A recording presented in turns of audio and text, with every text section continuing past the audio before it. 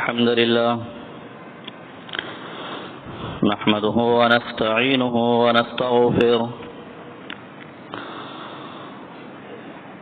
ونعوذ بالله من شرور أنفسنا ومن سيئات أعمالنا من يهده الله فلا مضل له ومن يضلله فلا هادي له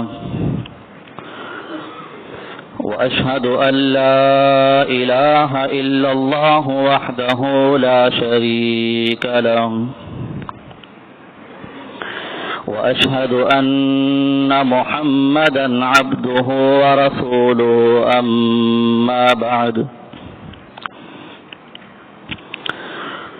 فإن خير الحديث كتاب الله وخير الهدي هدي محمد صلى الله عليه وسلم وشر الأمور محدثاتها وكل محدثة بدعة وكل بدعة ضلالة وكل ضلالة في النار. أعوذ بالله السميع العليم من الشيطان الرجيم. بسم الله الرحمن الرحيم. وقال الله تبارك وتعالى في القرآن المجيد والفرقان الحميد: ومن أضل ممن يدعو من دون الله من لا يستجيب له إلى يوم القيامة وهم عن دعائهم غافلون. رب اشرح لي صدري ويسر لي أمري واحلل عقدة من لساني يفقهوا قولي. رب زدني علما اللهم رب زدني علما آمین. ہر قسم کی حمد و ثنا اللہ رب العالمین احکم الحاکمین وحدہ لا شریک کے لیے لائق اور سزاوار ہے. درود و سلام ہو ہمارے پیارے پیغمبر جناب محمد الرسول اللہ صلی اللہ علیہ وسلم کی ذات اقدس پر. اللہم صلی وسلم وبارک علیہ. سامعین کرام، حاضرین جمعہ، آج کے اس جمعہ کے اس خطبہ کا عنوان مالک کی توفیق سے یہ بیان کرنا چاہوں گا کہ اس کائنات کے اندر مشکل کشا کون ہے. حاجت روا، بگڑیا بنانے والا، اولاد دینے والا، آسمان سے بارش کو برسانے والا، زمین سے غلہ اور اناج اگانے والا، لوگوں کی مشکلات کو دور کرنے والا کائنات کے اندر کون ہے؟ یقیناً اس کا جواب مختصر یہی ہے کہ وہ ایک ہی ذات ہے کائنات کے اندر جسے لوگ اللہ کہتے ہیں. وہ ایک الگ بات ہے کہ لوگوں نے رب العالمین کو چھوڑ کر، اپنے مالک حقیقی کو چھوڑ کر، اس خالق کو چھوڑ کر مخلوق کو مشکل کشا سمجھ لیا. سب سے پہلے ہم چند تمہیدی گزارشات کو سمجھیں کہ اس روئے زمین کے اوپر سب سے بڑا گناہ کون سا ہے. اللہ رب العالمین نے قرآن مجید کے اندر ارشاد فرمائے: ان الشرک لظلم عظیم. سب سے بڑا گناہ اگر کوئی ہے تو وہ شرک ہے. شرک کرنے والے کو مشرک کہا جاتا ہے. اگر مشرک مر جائے، توبہ نہیں کرتا، شرک کی حالت میں دنیا سے چلا گیا، اس کی بخشش بھی نہیں ہے، اس کی مغفرت نہیں ہے. اللہ رب العالمین نے قرآن مجید میں ارشاد فرمایا: ان اللہ لا یغفر ان یشرک بہ ویغفر ما دون ذلک لمن یشاء. ایک بندہ مشرک تھا، شرک کی حالت میں مر گیا. ممکن ہے بے نمازی ہو، ممکن ہے چھوٹے موٹے دیگر گناہ ہو، اللہ رب العالمین کی منشا ہے چاہے تو معاف کر دے چاہے تو عذاب دے، لیکن اگر شرک کی حالت میں مرا ہوگا، توبہ نہیں کی ہوگی، اس کا ٹھکانہ جہنم، اس کا وہ شرک والا گناہ معاف نہیں ہوگا. اور ایک اور مقام پر اللہ رب العالمین نے فرمایا کہ انما المشرکون نجس، فرمایا کہ مشرک پلید ہے، نجس ہے، ناپاک ہے. اور ایک اور مقام پر اللہ رب العالمین نے فرمایا کہ انسان شرک کی حالت میں مر جائے، اس کے سارے اعمال بھی برباد ہو جاتے ہیں. ساری زندگی نیکیاں کرتا رہا، اس کے بعد آخر میں شرک پہ پڑ گیا، شرک کرتا رہا، اس کے ساری زندگی کے اعمال برباد کر دیے جائیں. اللہ رب العالمین نے سورۃ الانعام کے اندر انبیاء جیسی عظیم جماعت کا ذکر کرنے کے بعد فرمایا کہ وَلَوْ أَشْرَكُوا لَحَبِطَ عَنْهُمْ مَا كَانُوا يَعْمَلُونَ، کہ اگر یہ میرے پاک پیغمبر یہ انبیاء کی جماعت بھی اگر شرک کریں گے، اللہ کے ساتھ کسی کو شریک ٹھہرائیں گے، اللہ فرماتے ہیں ان کے عمل بھی برباد.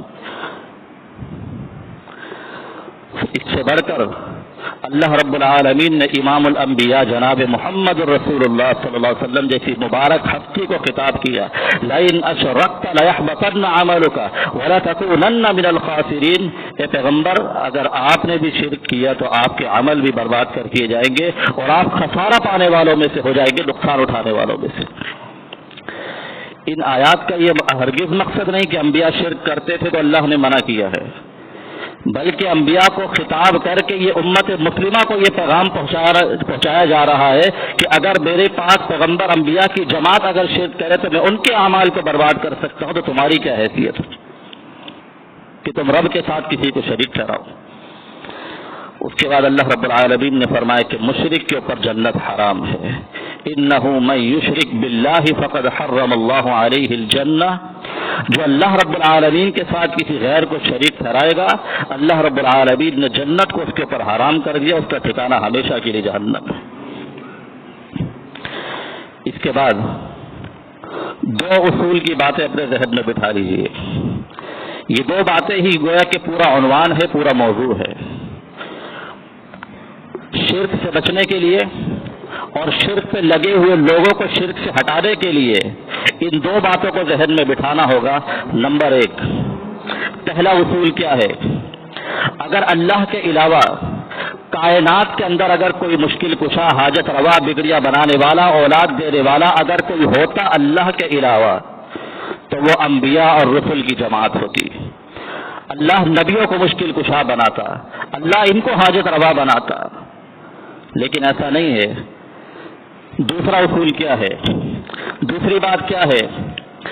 جس کے اوپر خود مشکل آ جائے، جس شخص کے اوپر خود مشکل آ جائے، یارو وہ مشکل کشا نہیں ہو سکتا. جو اپنی مشکل کو دور نہ کر سکتا ہو، اپنے آپ کو مشکل سے بچا نہ سکتا ہو، وہ کسی کی مشکل کشائی کیسے کرے گا؟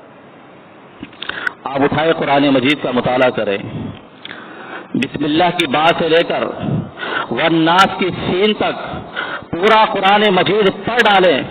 حضرت آدم علیہ السلام سے لے کر کے جناب محمد رسول اللہ صلی اللہ علیہ وسلم تک جتنے انبیاء آئے، نبیوں کو رب العالمین نے مبعوث فرمایا. یہ جتنے بھی پیغمبر اس دنیا میں اس کائنات کے اندر آئے، ان کے اوپر مشکلات آئی، مصائب آئی، تکالیف آئی، پریشانیاں آئی، اللہ اکبر. لیکن ان مشکلات کے اندر تمام انبیاء نے اگر کسی کو پکارا تو ایک رب اکبر کو پکارا.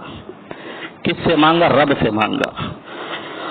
اور عوام الناس کو، امت مسلمہ کو، آنے والے لوگوں کو یہ پیغام دیا کہ یارو اگر مشکل آ جائے تو ایک اللہ سے مانگنا ہے، اللہ کے علاوہ کائنات کے اندر کوئی مشکل کشا نہیں ہے. یہ دو باتیں صرف ذہن میں بٹھا لیں. اللہ کے علاوہ اگر کوئی مشکل کشا ہوتا تو انبیاء کی جماعت ہوتی، اور جس پر خود مشکل آ جائے وہ مشکل کشا نہیں ہوا کرتا. ہماری حالت کیا ہوتی ہے؟ ہم پہلے در در کی ٹھوکریں کھاتے ہیں، کبھی اس کے در، کبھی ان کے در، کبھی در بدر. جب معاملہ نہیں درست ہوا تو پھر ہم مسجد میں آتے ہیں، رب کے سامنے جھکتے ہیں، سجدہ ریز ہوتے، پھر ہم رب سے مانگتے ہیں. رب کو بعد میں پکارتے ہیں، پہلے کہیں اور ہوتے ہیں. آپ قرآن مجید کا مطالعہ کریں، انبیاء کرام کی عظیم جماعت کو دیکھیے. سب سے پہلے پیغمبر ابو الانبیاء حضرت آدم علیہ السلام پر مشکل آئی کہ نہیں آئی؟ اللہ فرماتے ہیں خلقت بیدی، میں نے آدم کو اپنے ہاتھوں سے بنایا ہے۔ اللہ اکبر، تمام انبیاء کے باپ ہے، ابو الانبیاء ہے۔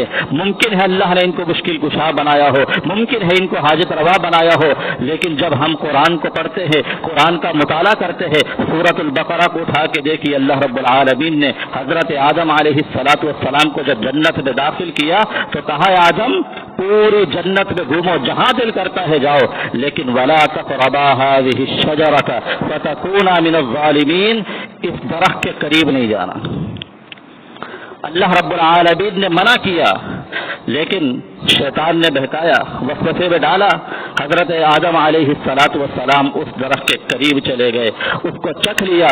رب العالمین نے منع کیا تھا، نتیجہ کیا نکلا؟ پھر اللہ رب العالمین نے جنت سے اتار دیا، جنت سے نکال دیا، جنتی لباس اتار دیا گیا۔ رب کا قرآن اس انداز سے بیان کرتا ہے وَتَفِقَا يَخْصِفَانِ عَلَيْهِمَا مِنْ وَرَقِ الْجَنَّةِ، حضرت آدم علیہ السلام اور حضرت حوا علیہ السلام کو جب جنت سے نکالا، جنتی لباس اتار دیا گیا، درخت کے پتوں کے ذریعے اپنے جسم کو چھپا رہے تھے۔ یہ مشکل آئی کہ نہیں آئی؟ یہ مشکل حضرت آدم علیہ السلام پہ آئی کہ نہیں آئی؟ اللہ اکبر۔ اس مشکل میں پھر حضرت آدم علیہ السلام نے کیا کیا؟